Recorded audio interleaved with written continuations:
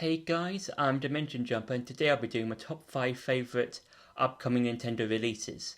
Now, a few weeks ago, I think Nintendo did their recent Nintendo Direct, and and all of the things that were shown off were really cool and interesting releases. You've got some new games, some old games, some DLC releases, that kind of thing. And for this video, I'm just be going over some of my favorites, some of the games that stood out to me the most, and I feel like and that look really cool when they come out, and I feel like excited to play. So for number 5 is Luigi's Mansion 2 HD. Now I've played through, a lot. I've played Luigi's Mansion 3 up until the end, and that's a really good game. I think Luigi's Mansion 3 is a really fun game. It's basically Nintendo's version of Ghostbusters, and it's a really strong, fun game because you don't really see. When you think of Luigi, you think Mario's brother and a bit of a coward, and in Luigi's Mansion 3, he really steps up to the plate when it comes to having his own solo game.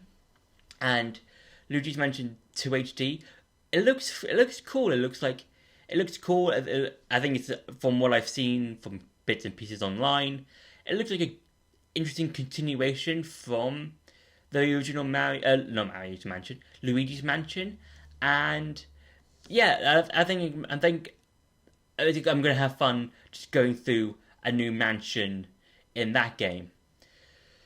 For number 4 is the Indigo Disc. Now, this is the second DLC for Pokemon Scarlet and Violet, and from what I've seen, it looks cool. I think the legendary Pokemon for the Indigo Disc is looks interesting. It's basically it kind of looks like a turtle, like a space turtle, with like all the different types on its shell, and yeah, it looks very interesting because you don't really see the sort of like a fascinating looking Pokemon or legendary Pokemon in a trailer. Because yes, there are interesting Pokemon in the Pokemon series, but not one that has like every single type on a part of its body. Like yes, you've got Arceus and its different variety of plate types that you can give it, as well as having Judgment being a specific type of that particular move. But with the new legendary Pokemon for the Indigo Disc, the new legendary Pokemon looks really interesting and looks really cool to interact with, as well as use in battles and stuff like that. And the new area looks really really fun to interact with and just to have fun and it looks fun because I think that's where we're gonna have like a battle tournament or something, if I remember. I'm not 100% sure, don't quote me on that, I could be wrong, but from what I remember, we're going to be doing some sort of battle tournament thing. And yeah, that looks really cool and interesting. And I do like the new area in that part of the DLC where we get to see old Pokemon like Blitzel, Zebstrika, but also the starter Pokemon. And I feel like this is the only game where we can actually capture every single starter. Pokemon Go doesn't count because that's not part of the main series of Pokemon. Even though you can catch every single Pokemon in Pokemon Go, that's not really a part of the main series. And yeah, and the only other Pokemon games that you could get some of the other starter types was Pokemon X and Y with the Kanto trio, and Oras with the Universe starters and the I believe it was the Sinnoh starters as well. So yeah, so the Indigo Disc looks really cool. For number 3 is the final wave for Mario Kart 8 Deluxe. Now, I've enjoyed a lot of the tracks from the previous waves. Like, I did enjoy the Rainbow Road track. I enjoyed some of the tour tracks. and pretty much a lot of the tracks I have enjoyed. Um, getting the like the Mario Kart 8 treatment. Like you get the anti-gravs, you get the better graphics, you get the customization in pretty much in the carts and stuff. And yeah, the new tracks look really cool and interesting. I think we get Daisy's Cruiser or something. I could be wrong. They could have been in the previous track or the previous wave. Or is it Daisy's Court? I don't 100% remember. I all remember it's Daisy's something, and yeah, and you got some new tour or some previous tour tracks, or tracks from the Mario Kart Tour, and yeah, and we also got some new characters like Diddy Kong, Pauline, uh, some other characters I don't 100% remember, but yeah, we're getting some new characters, and that's really cool and fun because like that means we get to see a lot more characters from Mario Kart, well, from the Mario Kart series, or from the Mario series as a whole. But yeah, and I think it would have been nice if we had like at least one character from a different series. I'm not complaining a huge amount. I think the new characters are interesting and a good addition to the game.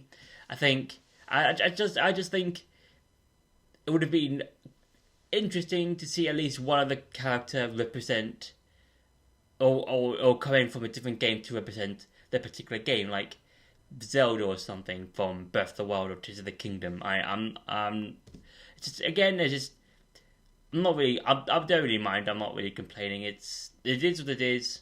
It's fun. Well, it's fine and fun, and yeah, I think the new wave looks really cool and interesting to play on. For number two is Mario vs Donkey Kong. Now, this game looks actually really like it's probably the most interesting. It looks like in terms of me, for me, it looks the most fascinating one to play because you don't really get to see these sort of side games where it's like where you get like two characters fighting each other.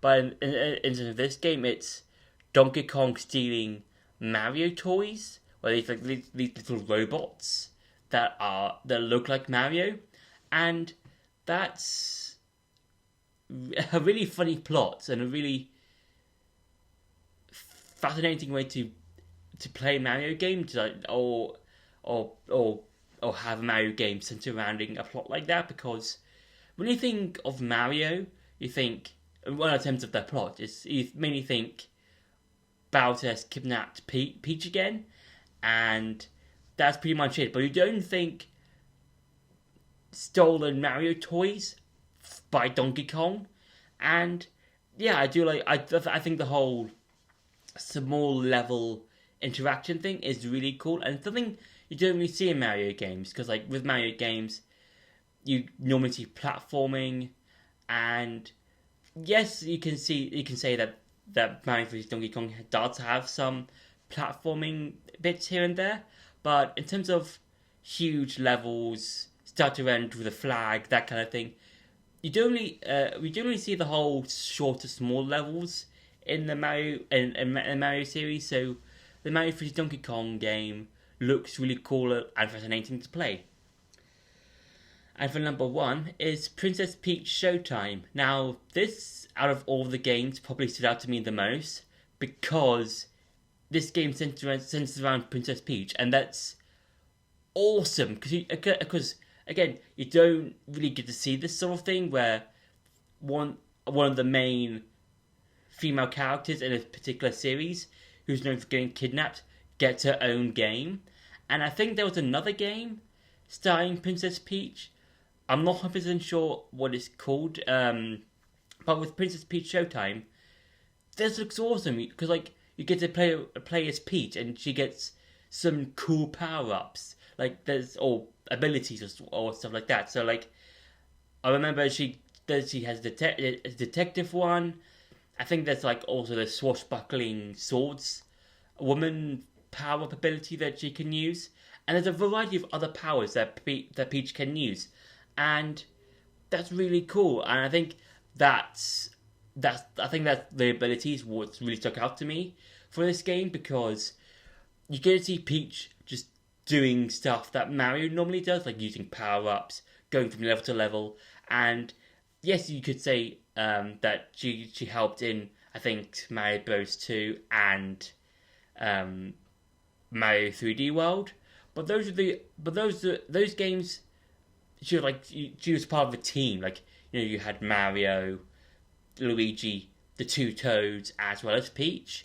But for this game, this is the only Peach centric game. It's kind of like Luigi's Mansion in a way, or the series of Luigi's Mansion, where those three games centered around Luigi, and you don't really get to see Mario much, apart from like a couple of cutscenes here and there. But with this game, it looks so cool, where you get to see Peach doing her own thing and actually kicking ass, and that's really, really cool. And that's probably something I really wanted to try and play through and see how it all fits together, and how it's just it looks so cool. So that's been my top 5 favorite top 5 exciting Nintendo releases. I hope you enjoyed this video. Don't forget to like, share, and subscribe, and I'll see you in the next video.